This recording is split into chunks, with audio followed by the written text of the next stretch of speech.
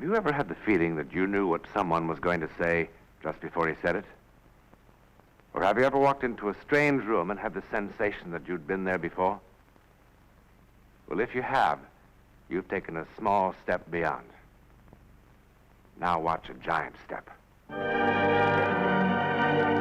Alcoa presents a new and unusual kind of television program that takes you just beyond the world in which you live. Alcoa presents Aluminum, from the world's leading producer, Aluminum Company of America, who creates new and unusual uses of this wondrous metal for the world in which you do live. And now, John Newland takes you one step beyond.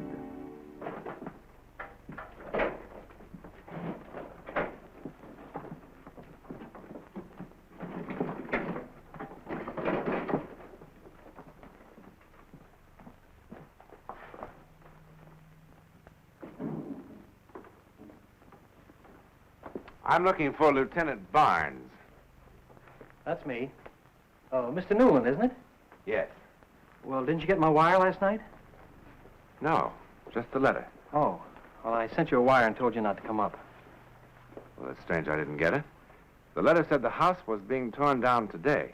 Yeah, well, it's all a mistake. I acted on an impulse. An impulse? All right, Lieutenant. That's kind of normal. We all have impulses.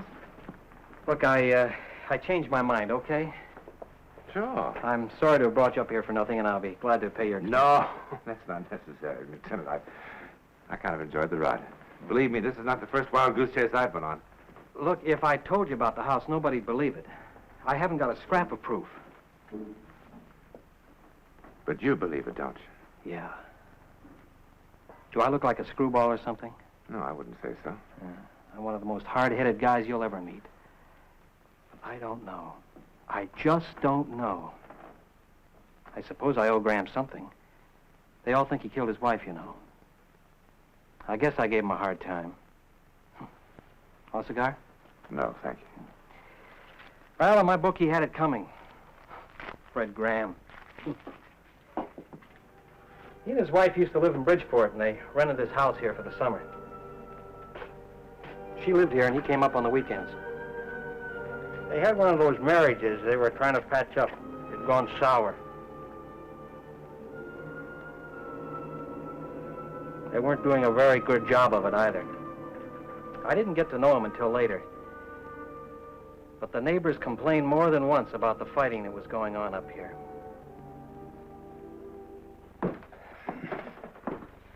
Fred, wait. What now? Go back to the city. I came up for the weekend, remember? Why? So we could fight some more. We didn't fight tonight. You were quiet as a mouse. It was a pleasure. We aren't going to fight any more at all. The neighbors will be glad. I mean it, Fred. I want you to go back to town. We've no reason to fight anymore. People only fight when they're trying to save something.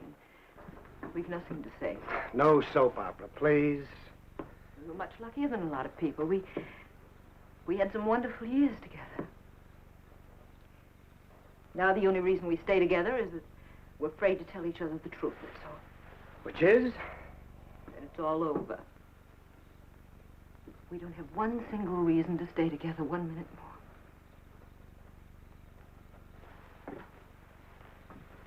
more. You want a divorce? Well, do you? No. Then what? I'm just going into the house. It's a remarkable house. Terrible house. I was sitting in the living room this afternoon thinking about how absolutely finished we were. And deciding it was all my fault. No, it's nobody's fault. I just felt empty and useless. Just wanted to die. I didn't have one reason to be alive. Not one single reason, not a child. And whose fault is that?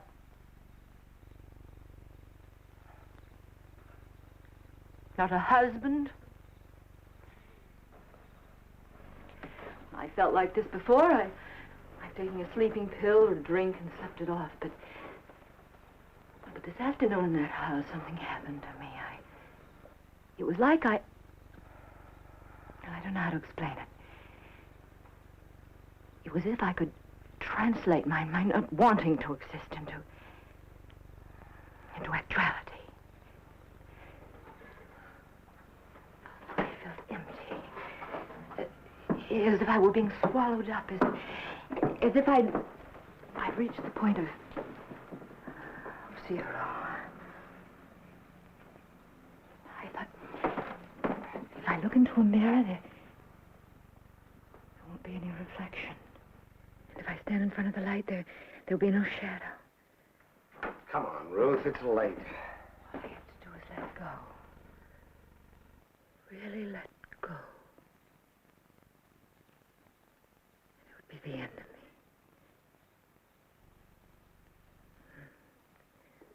Then I heard your car in the driveway, and I thought, wait. Give it one more try. Maybe this time it'll be all right. Maybe this time it'll be like it was before.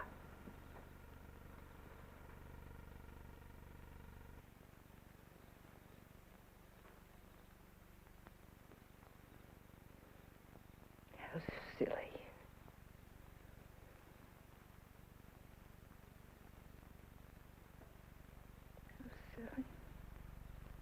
Yes. Silly and stupid and boring.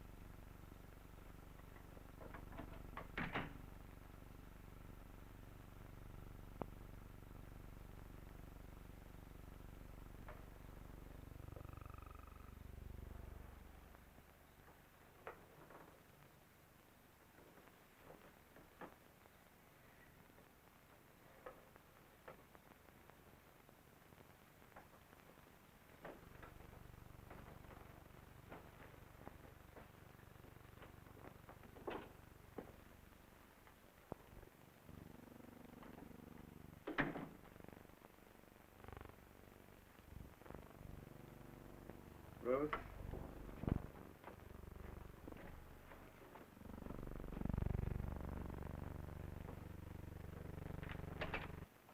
Ruth, why don't we stop all this nonsense and try to get along like grown-up people do?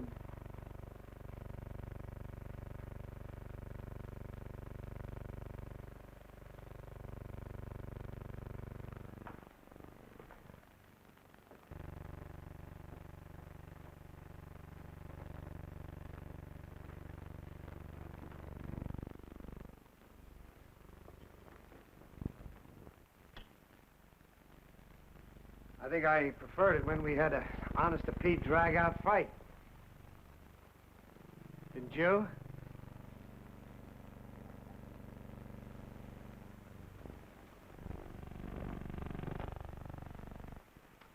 What are you, 3 years old or something? Where are you?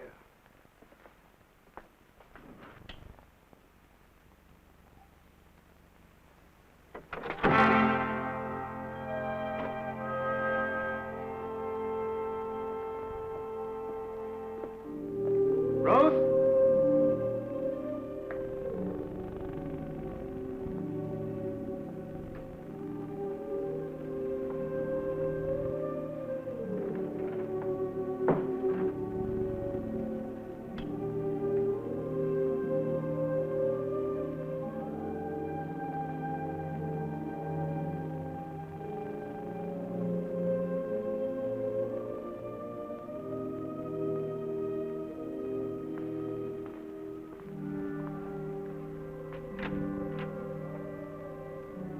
Ruth?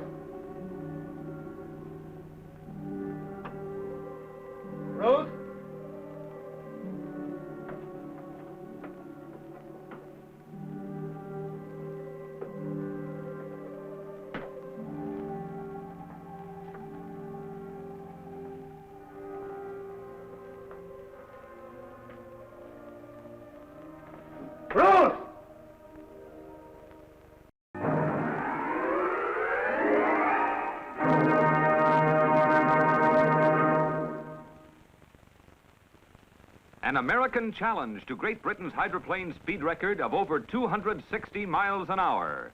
The Tempo Alcoa, designed to break 300, getting set for a trial run.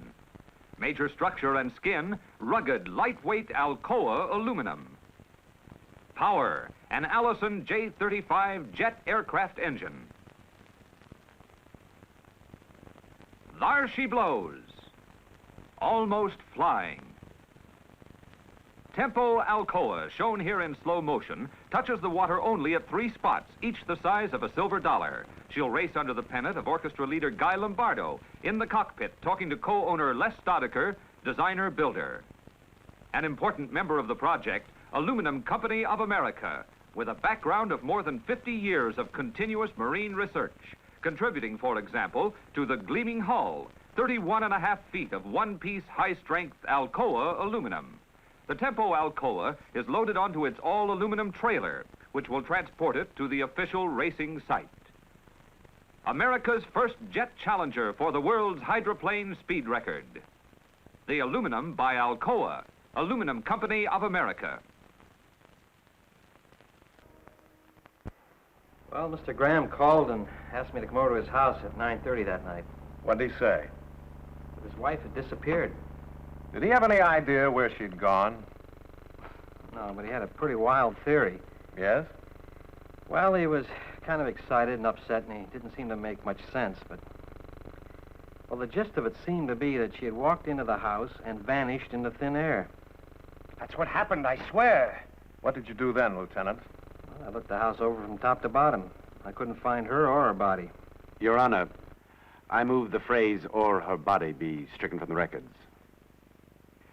Well, all right, Henry, but again, let me remind you that this is only the preliminary hearing, not a trial, and the prosecutor is allowed a little more leeway to develop his case. Go ahead, Lieutenant. Well, then I checked all the neighbors here in town. Yes? There seemed to have been some trouble in the marriage. A lot of fights. Your Honor, that's hearsay. I have 10 witnesses who are willing to go into great detail. Your Honor, that's nobody's business but mine. I went to Bridgeport, to the apartment. Checked the neighbors there. It was the same story. I have several sworn statements from the neighbors, Henry. What else did you do to try to locate Mrs. Graham besides going through the house? Well, we dragged the lake for 3 days and couldn't find a body. Sent wires to all her friends and relatives. We sent a missing persons circular throughout the East. And no results? Nothing. With all this evidence of motive piling up on my desk, I went over to the district attorney's office and asked him to swear out an indictment of murder. I didn't kill Ruth. Mr. Graham, you must not do that again. That's the case for the state at this time. Except that I would again like to point out that perhaps people disappear into thin air in India or places like that, but not in good old Connecticut. And I strongly believe that we have enough evidence to hold this man for trial. Based on what's been presented today, the court must find that the prosecution has failed to make any case at all in the important area of corpus delicti. Lacking circumstantial evidence that a crime has been committed, the charge of murder in the first degree is dropped. Does that mean I'm free? Sounds like it, doesn't it? Thank God. Let me urge the prosecutor to continue his investigations, and let me assure him that should there be new evidence, this court will be very happy to cooperate to the fullest in the cause of justice.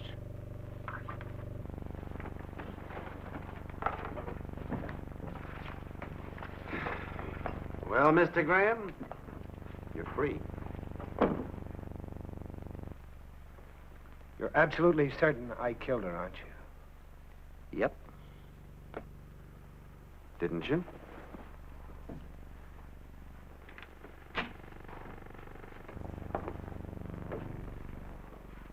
Nice going, Graham.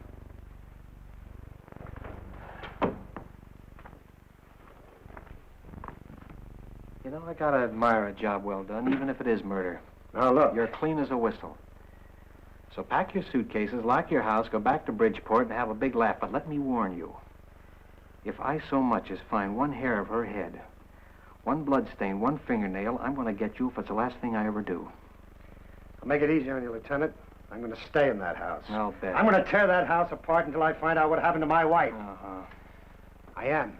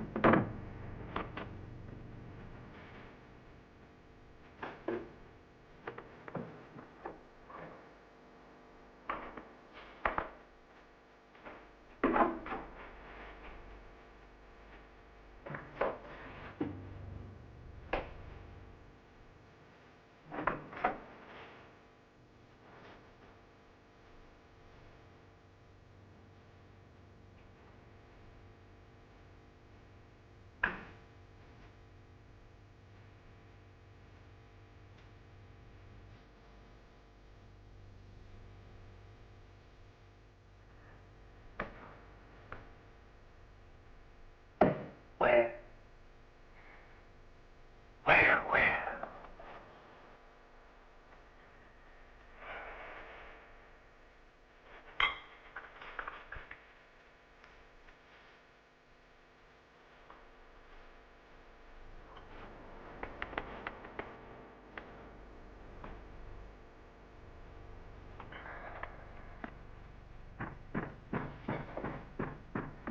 Go away! There's nobody home! Go away!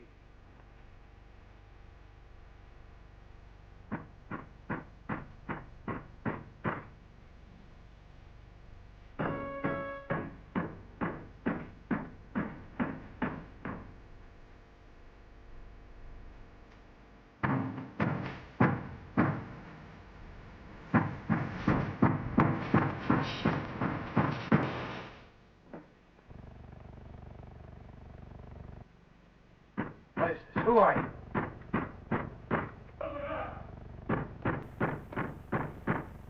Answer me, who are you? Stop it! Oh, stop it! Go away! But, Miss Agatha, you can't just lock yourself up in this house forever. Oh, yes, I can. Forever. But everyone feels awful about what happened. Well, that's 32 years of my life I gave to that school. I had nothing else just for school. And then to suddenly drop me. Just as though all those years didn't mean a thing. Well, you know how the town felt about it. I don't want to talk about it! You have to come out sometime. No, I don't. Not ever. Not from this house. But they'll break in and make you come out. For your own good. Let them try. Who are you?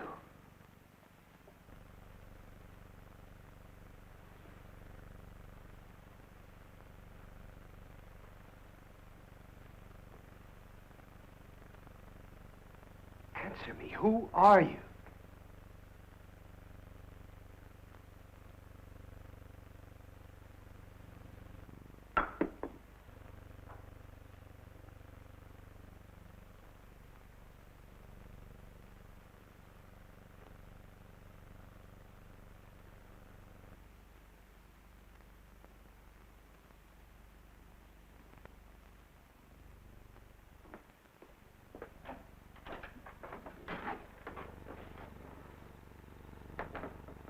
What's the matter with you? You look terrible. Something crazy just happened. What's the matter? You been drinking? She talked just like Ruth did. Who? Her name was Agatha. What are you talking about? She taught school for 32 years. Who did? What are you doing in front of my house? Well, I like to sit here and hear you tear things apart. I reported you to the real estate man. That was my duty, you know. But he said you'd posted a bond to take care of all the damages, so it was okay with him. Besides, they're going to tear this house down and build a highway through here. Look, when are you going to stop this foolishness and tell me how you killed her? You're going to feel a lot better about it when you do. Leave me alone. I'll never leave you alone. Where would the school records be kept? The city hall. Are they public records? Could I get to them? Yeah. You're a citizen, aren't you?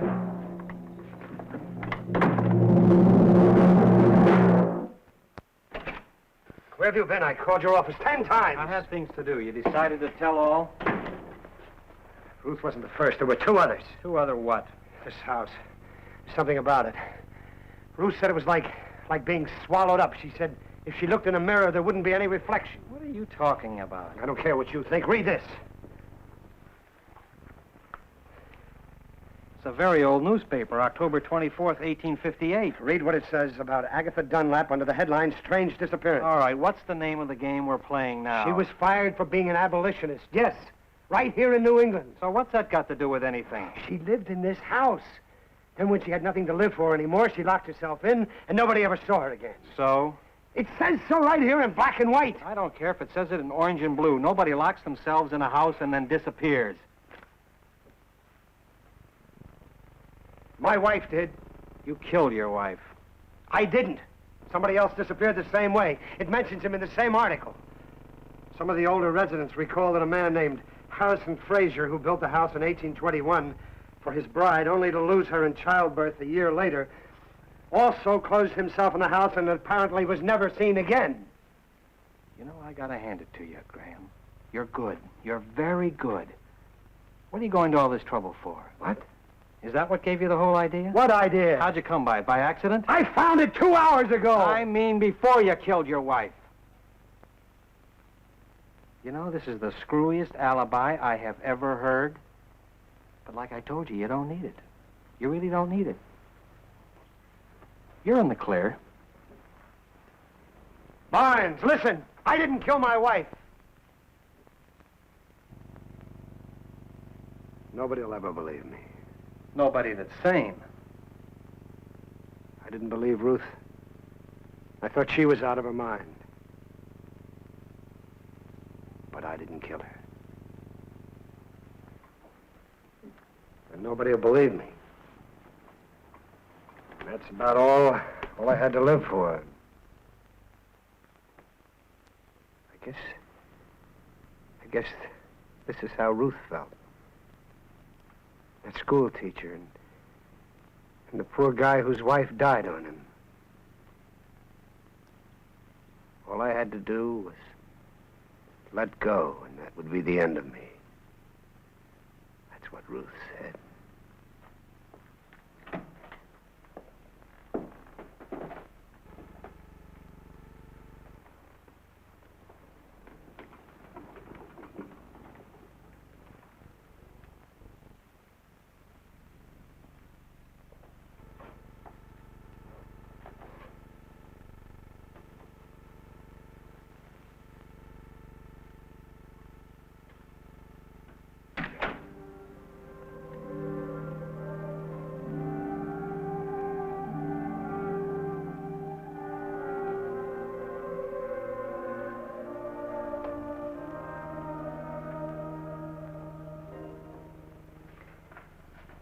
But he wasn't in the house. He wasn't there. Well, be logical. How can that be? Well, it's happened many times before, Lieutenant. People have simply vanished from ships, airplanes, and houses just like this, without a trace. Look, nobody in town knows about this. They all think he took off, so if you do decide to use any of it, change the name or change the place, change anything, will you? I understand, sir. Okay. Thank you. Where can he be? I haven't the slightest idea.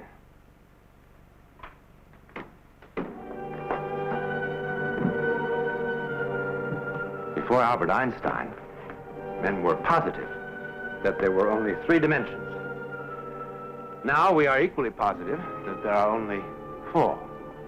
That is until someone discovers a 5th dimension. Or perhaps it's already been discovered by people like Mr. Graham. In a moment, a word about next week. If you enjoy the haunting music heard on Alcoa Presents, would like to have it for your own hi-fi collection, well, here it is. This Decca album is now on sale at your record dealer. 42 minutes of music recorded by a full symphony orchestra. Music that is truly one step beyond.